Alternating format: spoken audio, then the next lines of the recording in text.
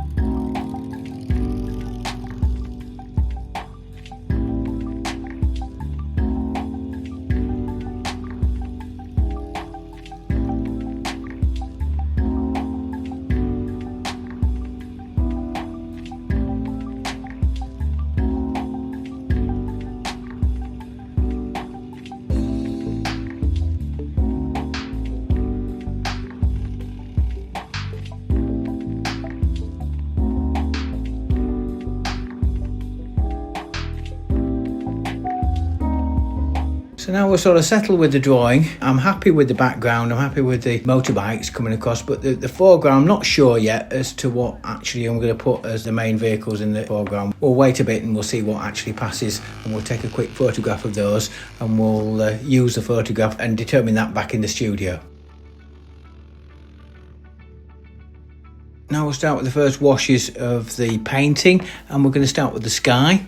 I'm going to wet the surface. It's really hot today and there's quite a wind, so it's going to dry very quickly. So I'm going to drop some blues and I'm going to drop some greys into the sky and just push the colours about and create that feeling of sort of a bit of cloud and some warm sun. I'm going to drop that through into the painting and just let that diffuse.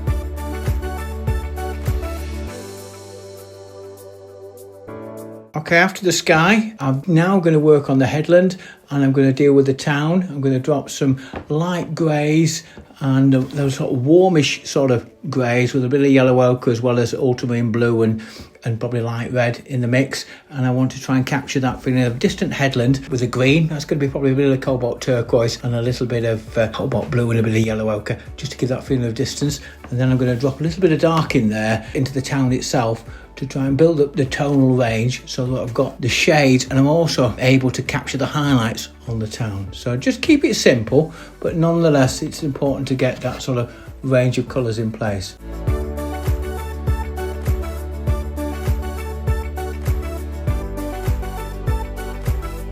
Now I'm going to put the sea in, and you can see from the sea that it's quite a strong tone. So it's strong. So that's going to be sort of like Prussian blue with ultramarine and a little bit of yellow ochre in there. Drop that through and then bring that down, leaving some white for the surf. So I can see the waves breaking, and then I'm going to add a little bit of alizarin crimson and just create a bit of a crimson wash for the shallow water as it comes towards the beach. And then while I've still got those sort of darks, I'm going to drop some more darks into the town and just gradually build up the right tonal strength for the background.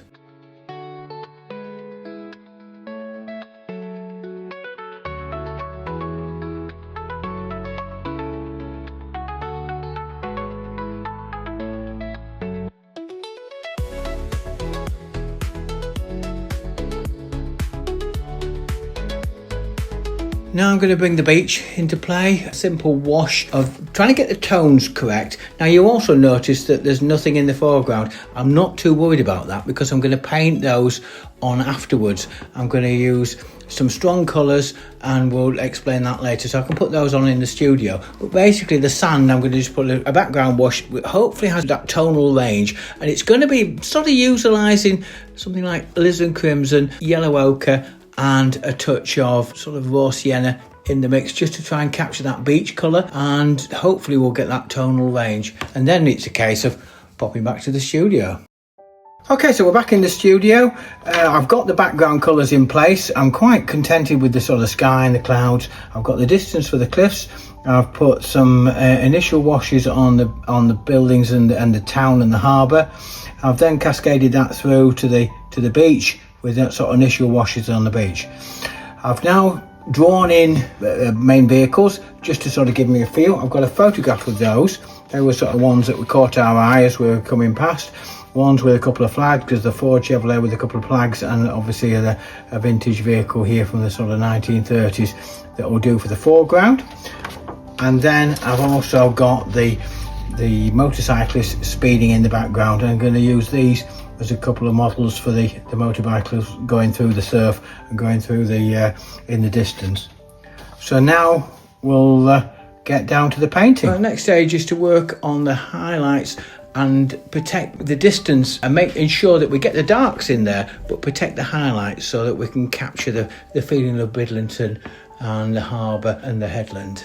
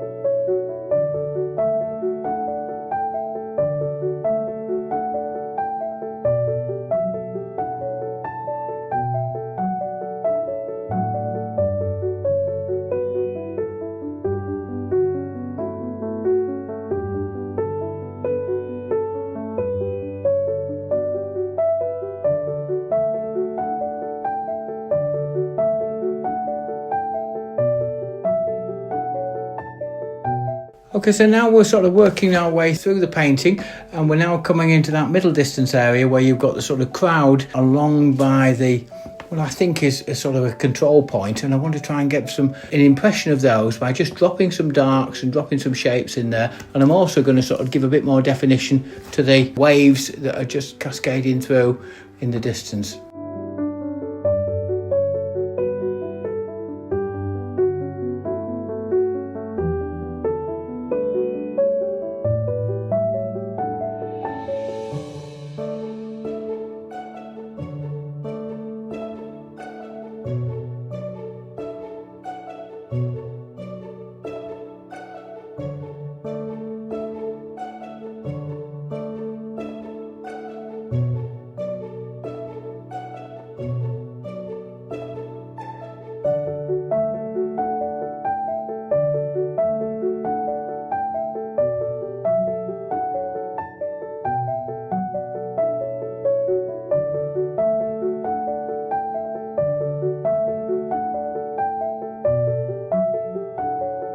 So after putting in the crowd with the initial sort of darks, and now I'm going to work forward to the bike and put both of the motorbikes in. Again, in essence, I'm just trying to catch those greys and darks, just to try and give that feeling of shape and definition.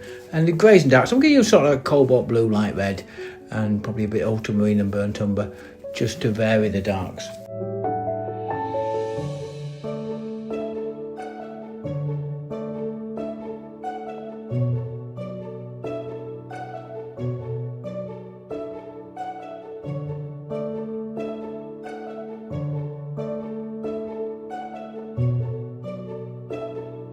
Now we're going to start on the foreground vehicles and start to sort of put them and give some definition to them. So I'm going to start with the one on the left hand side, which is a sort of 1930s vehicle, and that is really around building up some darks, but I've got a little bit of a brown feel to them. So I'm going to use ultramarine, burnt sienna and alizarin crimson, and sort of gradually build up the dark and the shade on those. I'm going to be sort of working in and out of these vehicles for some time to try and get the colours just right, but it's our first wash and I just want to give that sort of feeling of depth. And because I'm painting a dark onto the relatively light, that's why I haven't really been worried about painting on top the beach completely in one wash, and it won't interfere with us as we drop in the vehicles because we're painting a much stronger tone.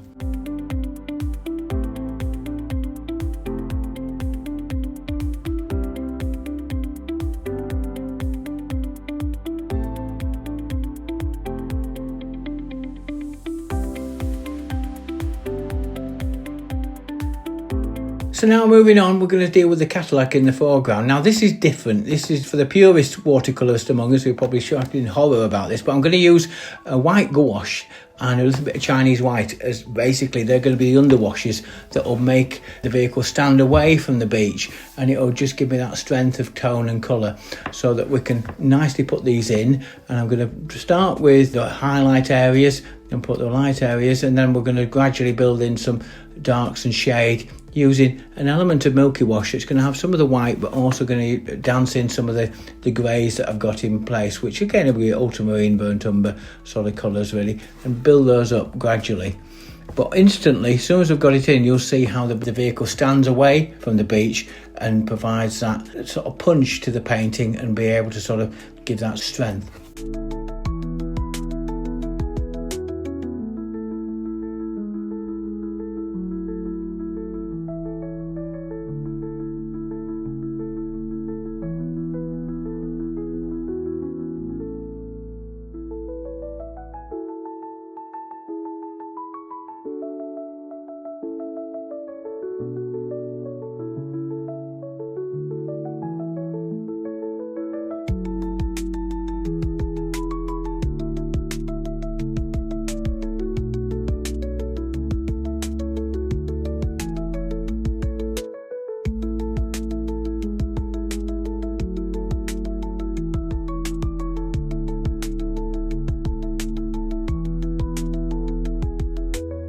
So now we work forward and we're going to start putting some colour into the vehicles, so I'm going to use some lovely reds, cadmium red, cadmium orange, a little bit of alizarin crimson to try and put some colour into the flags, and put some, also we're going to use the Chinese white on some of the other vehicles just to give a little bit of highlight and a bit of soft highlight on those as well. So it's a case now of gradually building up the detail, gradually building up the darks, making sure that we're protecting those highlights, and it's just going to be a gradual process with a smaller brush, so we can get the vehicles so that they look suitably detailed, but at the same time sort of have a sense of movement about them.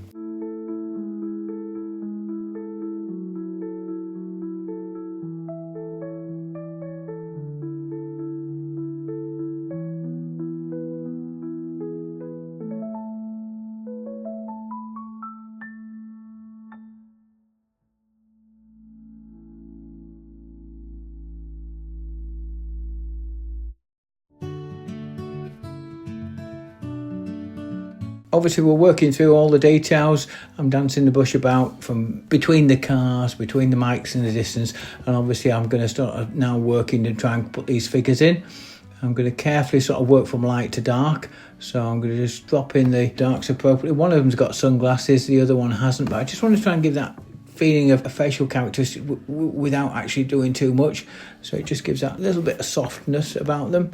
And I'm also going to look at other things. There's some of the bollards that are part of the paraphernalia that go on the beach. They're quite strong, so I'm going to need to put those in with some strong colours as well. And it's just gradually working up colours on the main players on the beach.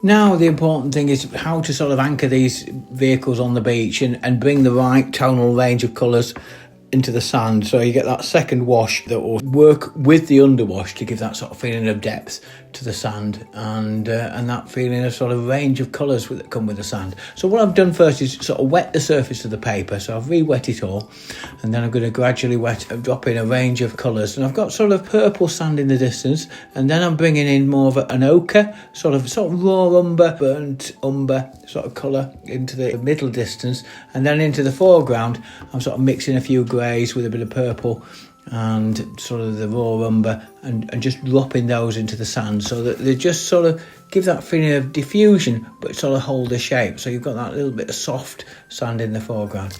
It's a case of dancing between the two, gradually building up the shade and gradually building up that feeling of depth into the sand.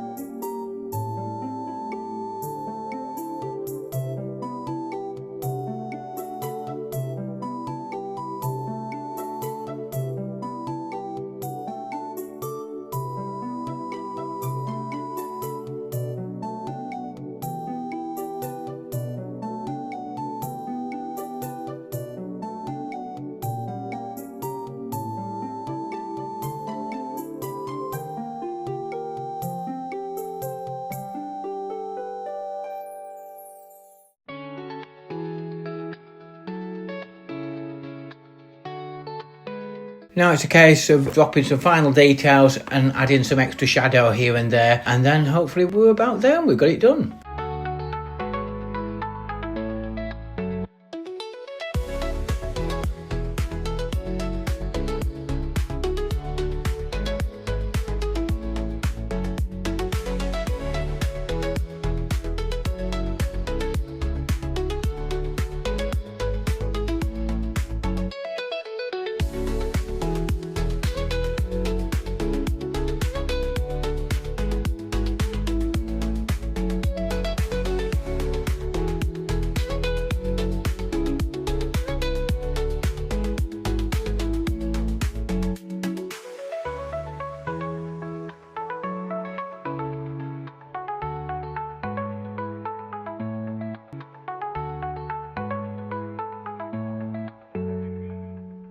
Okay, so here we are, back down on the beach again. This is the start of day 2. Obviously, what we've got now is our finished painting. I've put a mount round it and also put it in a frame just to give it a little bit of an extra show. I think I've got what we want. I'm quite pleased with the final picture. In the end, I've got the beach, I've got the atmosphere, I've got the vehicles that we put in the studio, and I've got that sort of feeling of the sand and those different colours of the sand as well. So I hope you've enjoyed that. It's been an interesting exercise because obviously we've been able to come out and capture the scene, but also put together vehicles that are obviously there's a lot going on. So we're just trying to capture a moment, really, in effect. And I've shown you hopefully how we've got the layers, we've developed the washes, and shown you how it really is. It is a case of using some simple techniques, but using them in a sort of a staged approach to the painting. You can get something of what's quite effective. So I hope you've enjoyed that, and once again, could you please like and subscribe if you enjoyed that, and then it will just get picked up by a wider audience. And as you know, we're going to have a range of these paintings. We're going to do another whole raft of these scenes, different aspects, different days, different sort of subject matter as well. So there'll be a whole raft more to see, plenty coming up in the next few weeks and months. So without further ado, all I've got to say now is, once again, from a bright sunny Bridlington this time, is to enjoy and keep painting.